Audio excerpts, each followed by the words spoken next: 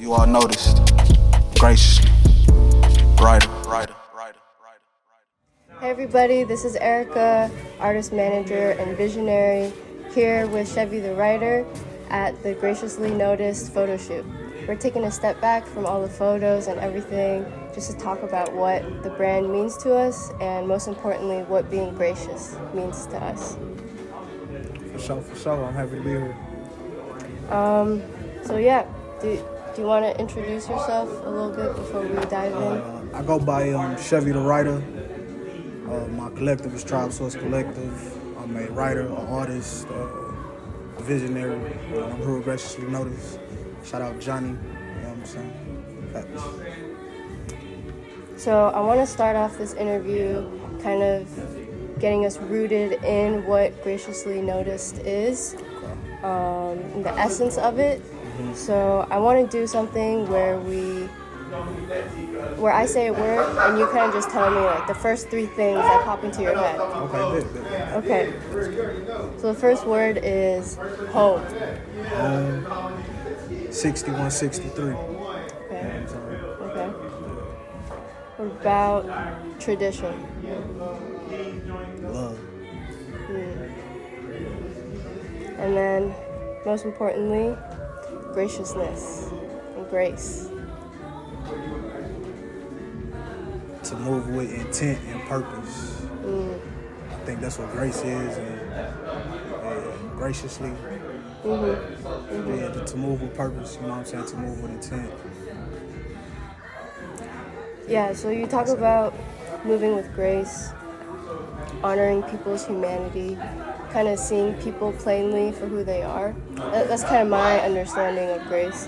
And I feel like this way of life isn't something that we're born into. It's not something that comes naturally, maybe to some. Okay. But and I feel like the teachings of graciousness, it comes from it's a lesson of love.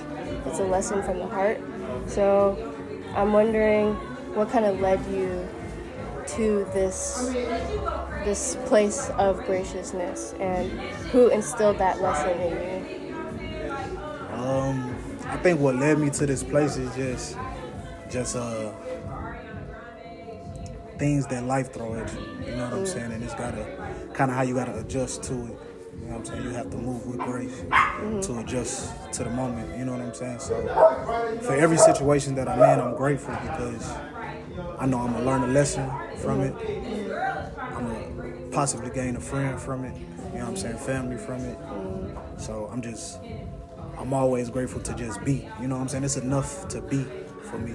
You know what I'm saying? Like, simplicity is key. Not only with fashion, sometimes music, but just with moving through life. You know what I'm saying? Yeah. Do you feel... So you mentioned simplicity and life being simple. Can you talk more about that and what you mean? Shit, it's just because I know for myself, like, I ain't need too much growing up to be happy. You know what I'm saying? And it's like I didn't notice that until I grew up and I kind of start seeing the world for myself. And I was like, damn, like, you know what I'm saying? I grew up in North County, you know what I'm saying? I spent some time in North City, but it's like I never looked at it as any type of struggle, you know what I'm saying? Or anything like that, but, you know what I'm saying? We used to eat grilled cheese and tomato soup for dinner, you know what I'm saying? Like for dinner But that was shit. joyful. But delicious. It was joyful and it was delicious, but I guess what I'm saying is like I was happy through it. Like I never looked at it as nothing bad. So it's like I'm grateful just to be. As long as I'm around good energy and good individuals, I'm grateful just to be. You know what I'm saying? So, Yeah. Like life sometimes really is that simple. It's just about being in the present and existing. Exactly. So I definitely see that in your music. You know, you talk about just kind of being. So one of the lines that you have in Money Play is, I see souls most of the time, I don't see faces. And I think that line always, every time I hear it, it stands out to me. I guess I want to hear what was going through your head as you were saying that first, and then I'll kind of get into what I take away from that. With me saying that, it's saying I see a person's like aura and energy before I see them. You know what I'm saying? Like I heard the vibrations in the way you speak before I listen to what you're saying. You know what I'm saying?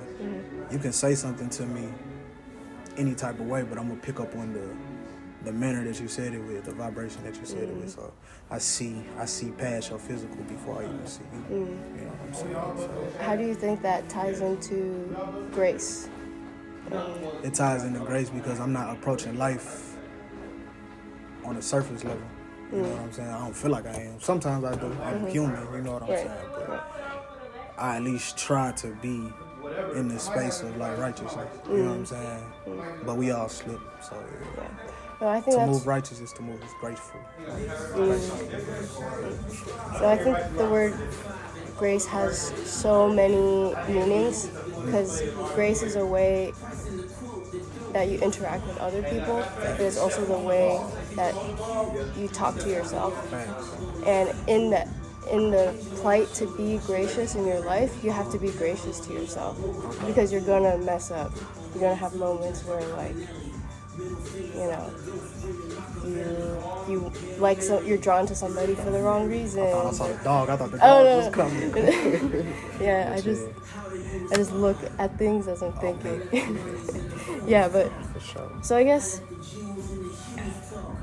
and I know another thing that you talk about is like the intangible and unspoken parts of life.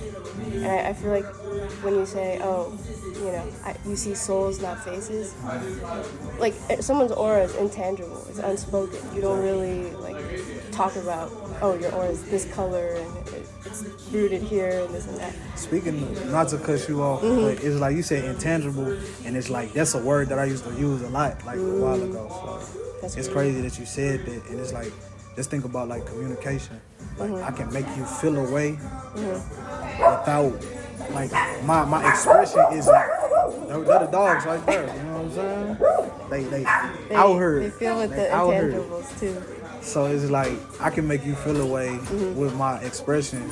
And it's intangible. So it's crazy that like with this writing and with this music, like, you know what I'm saying, you can put out an expression from your spirit and change a person's whole day, a whole, sometimes DNA, you feel me? Because you emulate what you heard and what you see. Yeah. You know what I'm saying? So it's like, my aura is intangible, but it can like, or anyone's can shift another being for the better or for the worse. Right. It's like it's intangible, but the impact is tangible. Exactly. Yeah. Exactly. So, I don't know. I know you talk about like the unspoken things in life, like the negative space. Okay. So I guess I wanted to hear more about how that influences your art and like your message and moving with grace. It just, I guess the negative side of life, it's a blessing in everything first and foremost, and the negative side of life, it teaches you character. You know what I'm saying? Well, it has taught me character. You know what I'm saying? It taught me to be humble and the reasons to be humble. You know what I'm saying? It taught me to, like I say, appreciate the small things in life. You know what I'm saying? Yeah. And the small things in life will matter. That's what the negative is. That is true. Yeah. Do you feel like lies have been taught to us, like as children, about life? Lies? Maybe not lies. Damn, no, you're right. Lies? Yeah? Okay. What's one of the most shocking realizations that you have made? Just studying life, and like when I actually start picking up a book and start reading, you know what I'm saying? It's like I just figured out that like when I started studying like ancient Egypt, ancient Kemet, and just other religions and spiritual beliefs and customs, you know what I'm saying? It's like I learned that, you know what I'm saying, our ancestors created everything that we stand on to this day. You know what I'm saying? Like math, science, reading, combat, whatever, you know what I'm saying? So Yeah, I think that was it. Just learning who I was, it gave me so much insight on myself, and that if my DNA did that, shit, I can't go out here. That's how I feel. Yeah. No, I feel like another one of your lines that I feel like always speaks to me, or I feel it, like I know what you're trying to say, is when I write is when I hop off the slave ship. And I guess, like you said, writing is your way to free yourself, and writing also has the power to like form narratives. Writing is what makes up history books. So I guess I'm wondering what you feel like your music is disrupting. Like what kind of narratives is it pushing back against? And like in what ways, in the way that you move, do you feel like is doing that? I think it's pushing back like the narrative of like not being able to be vulnerable.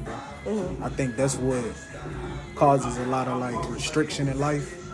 It's like being vulnerable to the next person or to the situation. Like, so I am, you know what I'm saying, somewhat vulnerable on lower, and you know what I'm saying, throughout my music. I really tell the truth, you know what I'm saying? So I feel like with me putting my vulnerability out there, or, you know what I'm saying, just through storytelling, you know what I'm saying? It's like someone can feel comfortable, or I get that, you know what I'm saying? Just because you know what I'm saying, just because I removed myself from myself, I was able to just, fuck it, I'm going to just say this, I'm express this in the way I am, and not care about what another person thinks or the consequences or anything like that. So, yeah, just the freedom of doing that, you know what I'm saying, and allowing someone to connect to that. You know what I'm saying? Yeah, I think the personal is political. The personal is political? Explain that shit. I want to interview you. What's up? Well, yeah, I think the personal is political, and the expression like existence is resistance. I think those two go hand in hand. Facts. I don't. Okay, I see what you're saying. I think sometimes it can be exhausting to feel like your everyday existence is resistance, and that is an oversimplification of who that person is as an individual. But I do kind of, I feel that in that line, like Get it. you are, just who you are is a form of resistance. You're writing new stories, you're being you, and in that, like, letting people know that there are other ways of being out there. So I would agree. Yeah. I would agree for sure. Yeah, subverting narratives. Yes, sir. Yes. Let's see. Okay. So I guess going back to like souls and faces, the line after that is, they say time is gold, so I'm pacing. I feel like those two lines, there's so much tension there. Like that first line, you're really emanating this confidence in the way that you move. Then in the second line, everyone's worried about, oh, am I doing the right thing? Time is wasting all the time. Exactly. Am I going to be happy? Am I going to be successful? Exactly. So I don't know. How do you balance that? Yeah, that's exactly what I was gonna say. Is like it is a balance. Like I feel like everything is a balance. So it's like even though time is gold and it's precious, it's like it's your intention and your approach to it. You know what I'm saying? So time is gold. We gotta, you know what I'm saying? Whether you wake up and go to a 9 to 5 daily, you know what I'm saying? Like your time is precious. Your time is gold, but pace yourself through it and know how you bouncing around, you know what I'm saying? Like be precise with it. Like I'm pacing, for me, it's for like more so for focus, you know what I'm saying? Everybody got their own speed. Everybody got their own way to go about things. Some people is great at multitasking, you know what I'm saying? I'm more so I lock in on something precise. I make sure that's tied down, locked down, and I'm on to the next one. I'm pacing as I'm, you know what I'm saying, focusing on taking care of my task and one by one, you feel me? Okay, that makes piece sense. by piece. Yep. Straight Yeah. up. There's like that balance between wanting to always pursue what you are passionate about, but also knowing that life requires certain things from you. Yeah. The second half of Graciously Noticed, because I feel like the first part of Gracious, kind of like what we were talking about, is very much rooted in the I, in the me, like how I move, but I think Noticed implies an element of observation or someone registering what you're putting out there when Gracious sees Gracious. So, and I think it also kind of highlights the undeniable interconnectivity of people, you know, like being human. At the end of the day, we all have these similar experiences, these similar struggles. And, you know, we may want to crawl into our corners, ostracize other people, judge other people, but at the end of the day, we're a community. So I'm kind of wondering, with all that being said, how does it feel to, you know, speak in your voice and have people hear your music and fully hear that and like appreciate it and resonate with it? It feel like this is what I'm supposed to be doing. You know what I'm saying? Everybody got a gift, a purpose. You know what I'm saying? And I feel like this is mine. You know what I'm saying? Just if even not rapping and doing music, something with communication, being able to get a message across. You know what I'm saying? Or let someone feel me without going through what I already went through. You know what I'm saying? Like, so it feels good, first and foremost. 'Cause I never, like, even though, like, I never thought I'd be doing this shit. This shit is just cool as fuck. Like, just rubbing shoulders with so many creative people. You know what I'm saying? That feels good more than anything. For them to fuck with it and just reciprocate that energy, like, it ain't been nothing but love from everybody in the St. Louis art scene. You know what I'm saying? So it's just what's up to have a community out there that's like-minded on the same vibration. Yeah. Yeah. Do you feel like grace and community are kind of tied together? Grace and community? Yeah. I would say so, because it's a certain type of selflessness that's in the word grace. You know what I'm saying? It's like, if I'm coming to you gracefully, I'm gonna come to you and open the door for you. I feel like that's grace. So it's like, it's a certain, like I said, it's a certain type of vibration behind the word that it connects with humanity in that way. Like, just moving, I ain't gonna necessarily say I'm moving soft, but I go back to moving with intention. Grace is to move with good intention. Yeah. I feel like even with people you don't vibe with per se, but if you know they move graciously, like there's no ego there, there's no pride. You know, you're not like, oh, that person didn't fuck with me. I don't know why. What problem do they have with me? You just know, like, oh, we respect each other, and we may not vibe, but we appreciate each other. Exactly. Yeah. And that's moving with grace. Agreed. So where do you feel like your intention to move with grace is challenged the most? Man. My intention to move with grace is challenged. Yeah. Who makes you mad? Who makes you wanna? I don't get mad. You don't get mad. But I guess where it challenges the most is just the resistance with life, just figuring shit out. You know what I'm saying? And that's when it's hard to move graceful when, damn, I want to get, you know what I'm saying, this done, but I got rent due, you know what I'm saying? I want to tap into my art some more, but I gotta buy my shorty some whatever, you know what I'm saying? So it's just balancing the two is where that tension lies, you know what I'm saying? Just figuring it all out, figuring what's the next step, figuring, you know what I'm saying, who to shake hands with, who not to shake hands with. Yeah. I feel that. I would say that. I feel that very deeply. Yeah. It's when life is challenging you, that's the easiest time to start getting mad at other people, blaming other people, thinking really negatively about how life is going, doubting yourself.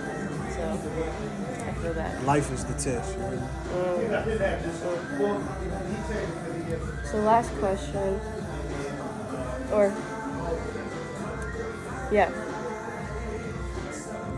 another line that you have is, how we be speaking this truth might cost us.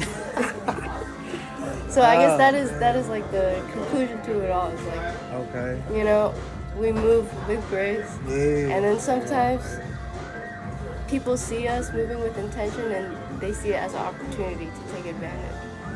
I guess I'm wondering how you protect your energy, and how you. I protect my energy with a lot of time in solitude. You know what I'm saying? Like, solitude might be your best friend. You know what I'm saying? Like, yeah, just being by yourself and being in a space that only you can create around yourself. You get to control the vibe, you know what I'm saying? Yeah, that's how I would say I protect my peace, you know what I'm saying? Just putting good energy out so that I can receive it back. So that's nothing coming back to me negative, you know what I'm saying? Protect your peace by putting out peace. And I feel like that's a constant struggle that I have. Like, I know in my heart,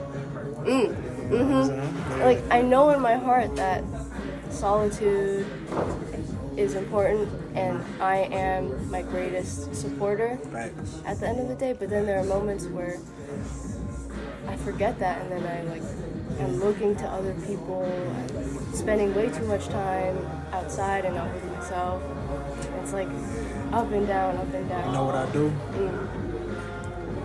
Like my breather, like I do like breath work sometimes, but like my number one thing to do is, and I would like suggest it to you, you know what I'm saying? Like every day, and if not every day, every other day, I go in the mirror and I look myself in the eyes. And sometimes I may not even say nothing to myself, but I just feel through it.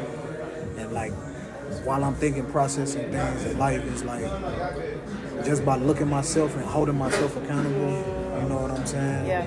It's like, that's how you control that space. Yeah, I just came in from a party, it was a lot of energy, but I'm finna narrow that energy back down to self, you know what I'm saying? Yeah. And through that, it's not easy to move with grace, but it's more bearable to move with grace. You know kind of like centering yourself back to you. Yeah. And you're not holding anybody else accountable for your energy.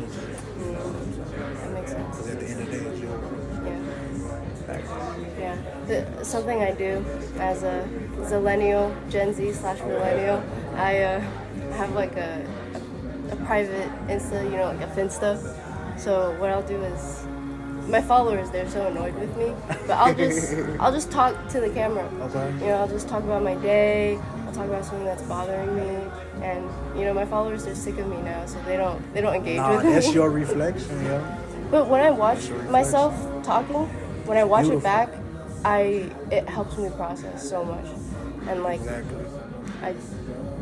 I feel like I'm validating my own feelings. Maybe that's where we connect, you know what I'm saying? Like a little bit of like realization and self-reflection.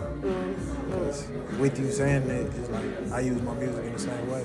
Like I listen back on it and be like, I was in that space. Why was I in that space?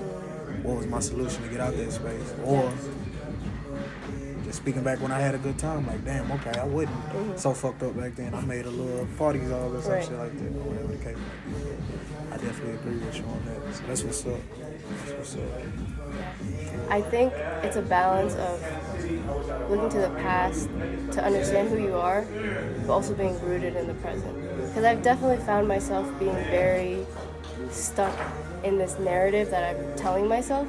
about how my experiences have impacted me, and I think that has held me back from being able to see the person I'm growing into, the person that I already am. So yeah, like you said, it's a balance. It's a balance. Everything is a balance. And forgive yourself. You know what I'm saying? This our first time doing this shit. That's true. Every single moment. Every single moment, this our first time doing this shit. So be nice to yourself. You know what I'm saying? That's true. Facts. Yeah. Facts. All right. I think that was That's it. That's it. I thank you for the good interview. Yes, Red.